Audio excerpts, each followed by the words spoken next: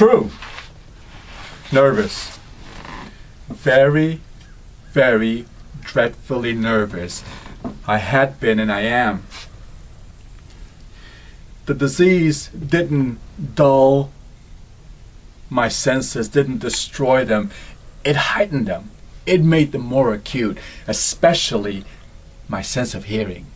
I heard all things in heaven, all things in earth. I even heard things in hell. But why do you say that I'm crazy? Why do you say that I'm insane?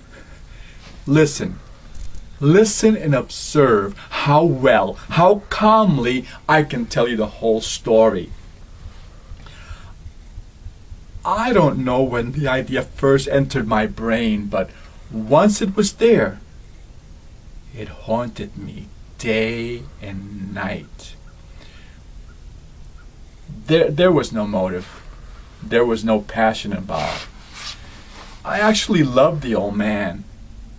He never did anything wrong to me. I knew he had some money, but that didn't matter to me. I think it was his eye. Yeah, that was it. His one eye looked like the eye of a vulture. It was a pale blue with a film over it. And whenever it looked at me, it made my blood run cold. So, little by little, gradually, I made up my mind to take the life of the old man, and that way ridding myself of that eye forever. Now, this is my point. You think that I'm crazy, that I'm insane.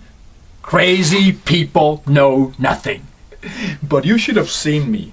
You should have seen how precise I was, how well I executed the plan. I was so nonchalant when I went about my work.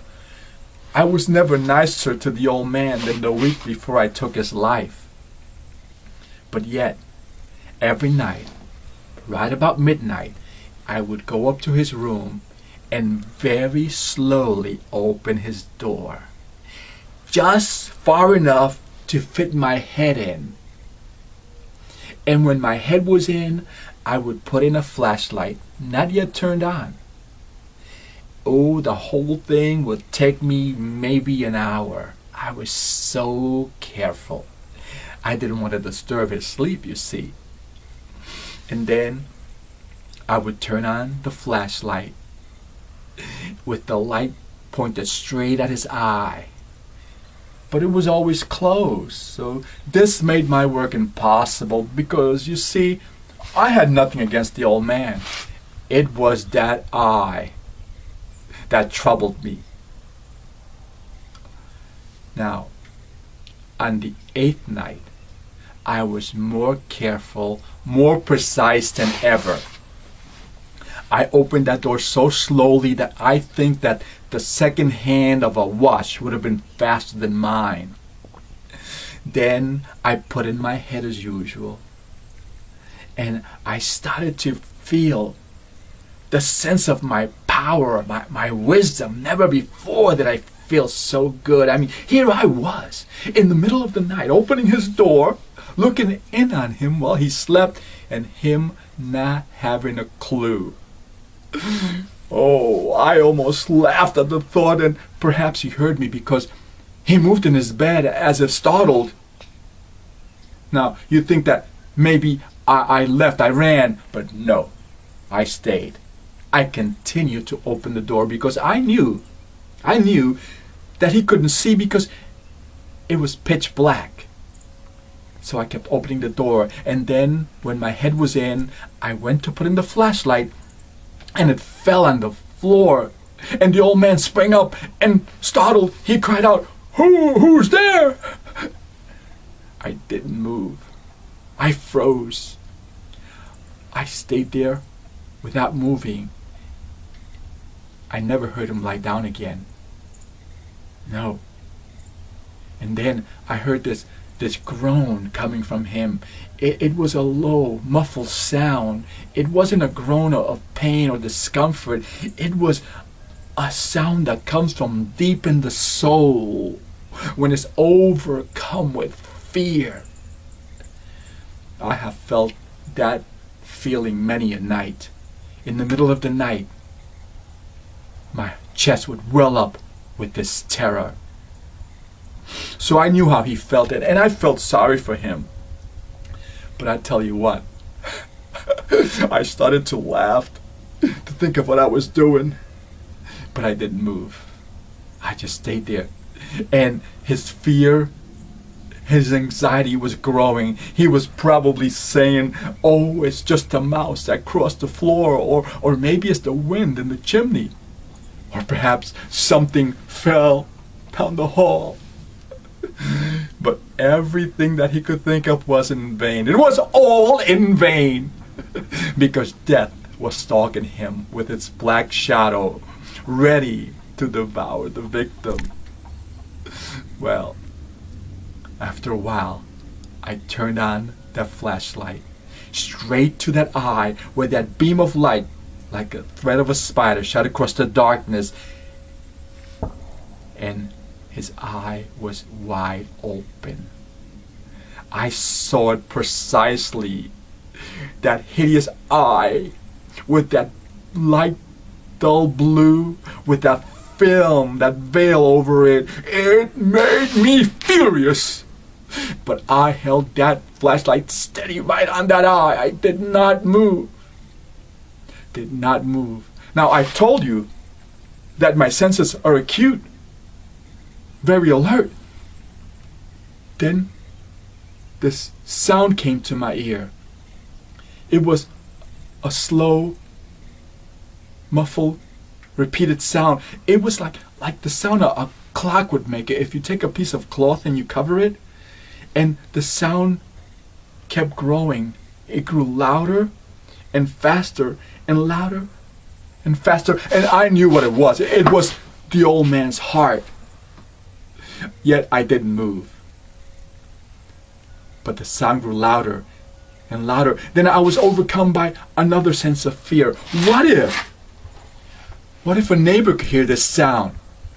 The old man's hour had come. So with a yell, I ran into the room. I threw down the flashlight. The old man shrieked once, just once. I threw him to the floor. I took that heavy bed and I slammed it on him. He was dead. The old man was dead. Yet the heart beat just for a little bit longer. But the sound was not as pronounced as before, so I knew the neighbors couldn't hear it. But then it stopped. So I took the bed off of him and I placed my hand on his heart. There was no heartbeat. He was dead.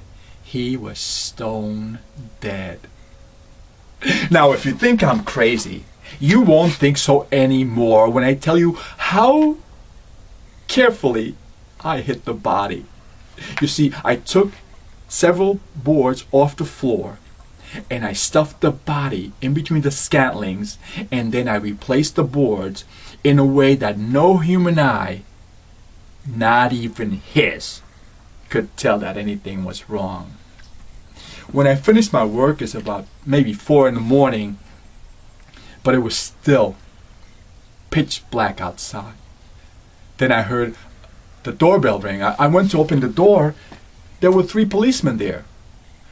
They told me that a shriek had been heard in the night, and the neighbor had called them because they suspected foul play. They had been sent to investigate. I told them to come in. I said, come, search well.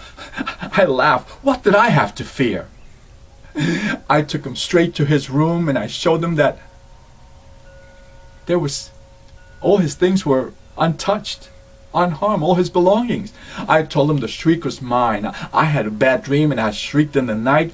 And the old man, I said, he was visiting some relatives in the country. And then, in the audacity of my triumph, I brought in some chairs and I placed them in the room. And I told him, sit and relax for a while. You guys must be tired. Then I took a chair and I placed it right on the spot where I had hidden the body.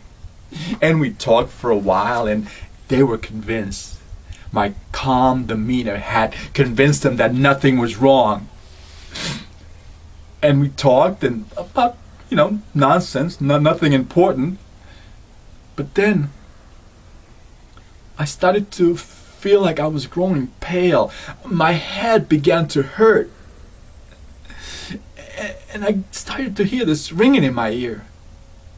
And the ringing in my ears became more pronounced, and it was louder. And then I must have grown even more pale because I realized that the sound wasn't coming from within my ears. No. It was a sound like a clock would make if you take a piece of cloth and you cover it. And the sound grew louder and louder and faster and faster, and it wouldn't stop. So I spoke faster to see if it would stop, but it wouldn't stop. It grew louder. I became agitated, and I waved my hands. I was nothing. I spoke in a higher pitch, and the sound wouldn't stop. So I got up and I paced the floor. I took the chair that I was sitting on and I scraped it across the floor, but the sound would not stop. God, make it stop! It wouldn't stop. But the policemen, they acted as if they didn't hear anything. Did they not hear what was going on? But the sound grew louder and louder and faster. Faster. I thought that I would scream or die. But then